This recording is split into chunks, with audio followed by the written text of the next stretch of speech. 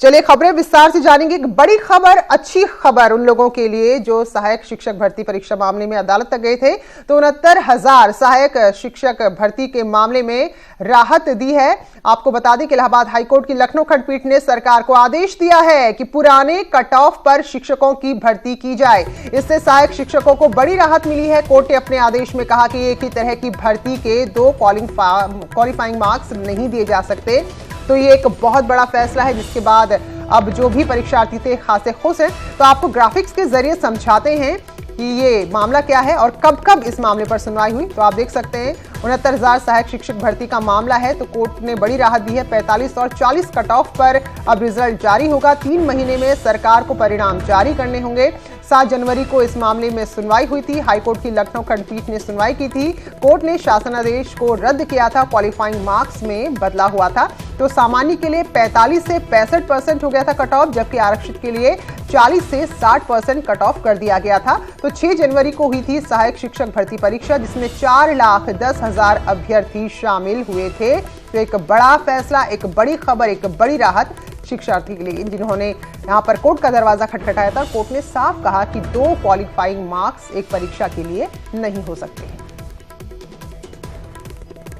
तो लखनऊ खंडपीठ ने बड़ा फैसला सुना है। कोर्ट ने सहायक शिक्षकों को राहत दी है और सरकार को आदेश दिया है कि पुराने कट ऑफ पर 3 महीने के अंदर नतीजे जारी किए जाएं। इस आदेश के बाद आप देखिए कि कितने खुश हैं अभ्यर्थी। तो सरकार को झटका लगा है और अभ्यर्थियों को ये खुशी मिली है, जिसके बाद लखनऊ बेंच के बाहर कुछ इस तरह की भीड़ नजर आई, जहां एक दूसरे को रंग भी लगाया जा रहा था। तो खुशी में मिठाइयां भी खिलाई जा रही थी।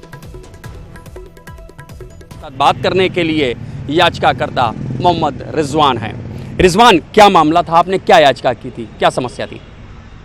5 दिसंबर 2018 में इस भर्ती प्रक्रिया को शुरू किया गया। भर्ती प्रक्रिया शुरू होने के बाद 6 जनवरी 2019 को परीक्षा संपन्न करवाई गई। परीक्षा संपन्न करवाने के बाद भारत के अंदर पहली परीक्षा थी जिसमें पासिंग मार्क बाद में बताया गया 7 तारीख को, और 7 तारीख को पासिंग मार्क आते ही हम लोगों ने इसको माननीय न्यायालय में चैलेंज किया। इसका जजमेंट आज आया। जजमेंट सुनाते हुए माननीय न्यायालय ने बताया कि जो जजमेंट है वो यह है कि पासिंग मार्क पिछली भर्ती और इस भर्ती में अलग अलग नहीं हो सकता। पूरी भर्ती प्रक्रिया 3 महीने के अंदर पूरी करवाने का आदेश माननीय न्यायालय ने दिया। और सबसे अहम बात, माननीय उच्च न्यायालय की खंडपीठ, एकल खंडपीठ ने आज रद्द कर दिया। और अब बात करेंगे आज की सबसे बड़ी राजनीतिक खबर की। बीजेपी को मात देने के लिए बने गठबंधन में ही फूट पड़ने लगी है। एसपी बीएसपी आरएलडी के साथ निषाद पार्टी भी इस महागठबंधन का हिस्सा थी, लेकिन अब निषाद पार्टी ने खुद को इस महागठबंधन से अलग कर लिया है, जिससे अखिलेश यादव और मायावती को तगड़ा झटका मिला है। निषाद पार्टी के अध्यक्ष संजय निषाद ने समाजवादी पार्टी पर आरोप लगाया है कि उनको उचित सम्मान नहीं दिया गया। आप सीएम योगी से संजय निषाद की मीटिंग की एक्सक्लूसिव तस्वीरें न्यूज 18 पर हम आपको दिखा रहे हैं।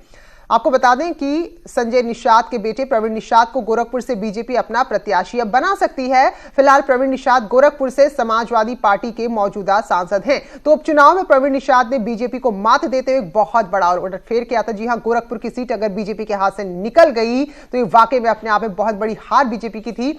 लेकिन अब यहां पर फिर से समीकरण बदल गए हैं। गोरखपुर लोकसभा सीट की अगर हम बात करें कि यहां निषाद वोटर्स क्यों इतने मायने रखते हैं, क्यों निषाद पार्टी का गठबंधन से बाहर जाना एक बड़ा झटका है। दरअसल यहां पर निषाद मतदाताओं की तादाद 3 लाख से ऊपर है, इसलिए निषाद वोटर यहां निर्णायक भूमिका निभाते हैं।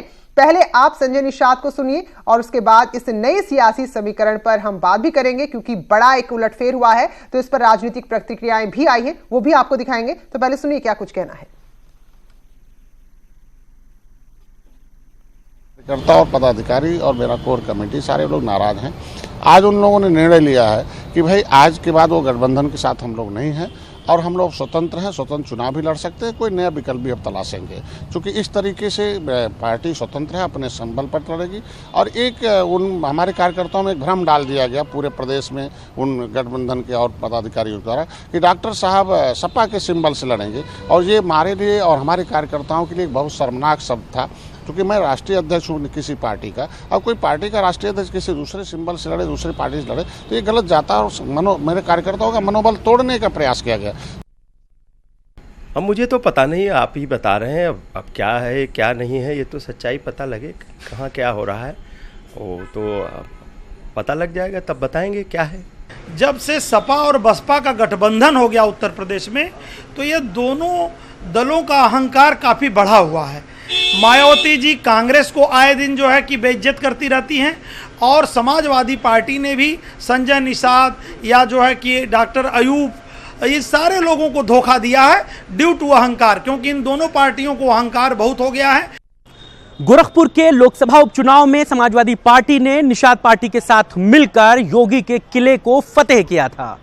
26 मार्च को निषाद पार्टी के साथ अखिलेश यादव ने पार्टी कार्यालय में गठबंधन का ऐलान भी किया था, लेकिन अब यह गठबंधन टूटता नजर आ रहा है क्योंकि निषाद पार्टी ने समाजवादी पार्टी से किनारा कर लिया है।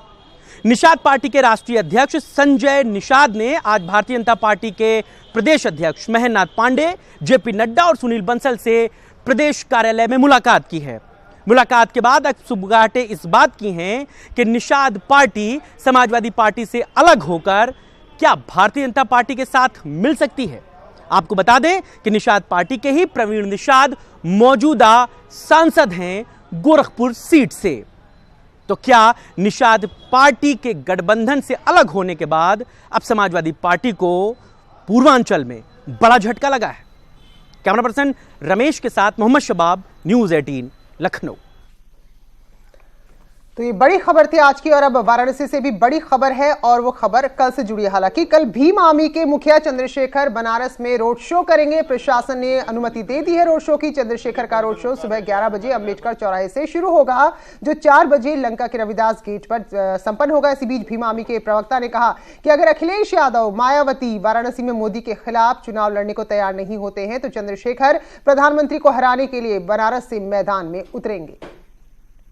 साथ ही साथ हम समाजवादी पार्टी, बहुजन समाज पार्टी गठबंधन से भी अपील करते हैं कि वो अखिलेश यादव को यहाँ से चुनाव लड़ाएं, श्री मुलायम सिंह यादव को चुनाव लड़ाएं, बहन मायावती लड़ें, सतीश मिश्रा यहाँ से लड़ें। अगर ये नहीं लड़ते हैं, इसका मतलब कि ये नहीं लड़ते हैं अगर, तो ये भयभीत हैं, डरे हुए हैं और डर के यहाँ से भाग रहे हैं और नरेंद्र मोदी को अंदर खाने जिताना चाहते हैं। अगर ये लोग लड़ते हैं तो हम इनको सपोर्ट करेंगे, और अगर ये नहीं लड़ते हैं तो फिर हमारा भीमसेन यहाँ से चंद्रशेखर आजाद चुनाव लड़ाया जाएगा और नरेंद्र मोदी को चारों खाने चित्त किया जाएगा। प्रियंका गांधी का 3 दिवसीय यूपी दौरा खत्म हो गया। प्रियंका गांधी ने अपना दौरा अयोध्या में रोड शो और हनुमानगढ़ी में दर्शन पूजन के साथ खत्म किया। इसके बाद दिल्ली के लिए प्रियंका रवाना हुई। प्रियंका के रोड शो में अच्छी खासी भीड़ देखने को मिली। इससे पहले कई कार्यक्रमों में प्रियंका गांधी ने हिस्सा लिया।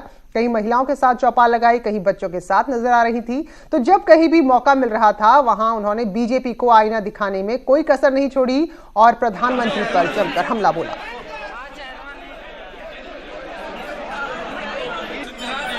भी बहुत नई योजनाएं घोषणा पत्र में है, 2 दिनों में निकलेगा। तो मुझे आशा है कि इस बार आप सब उस घोषणा पत्र को पढ़ेंगे और उसको अच्छी तरह से।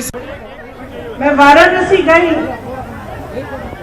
तो मैंने लोगों से पूछा कि प्रधानमंत्री आते हैं, तो लोगों ने कहा आते तो है।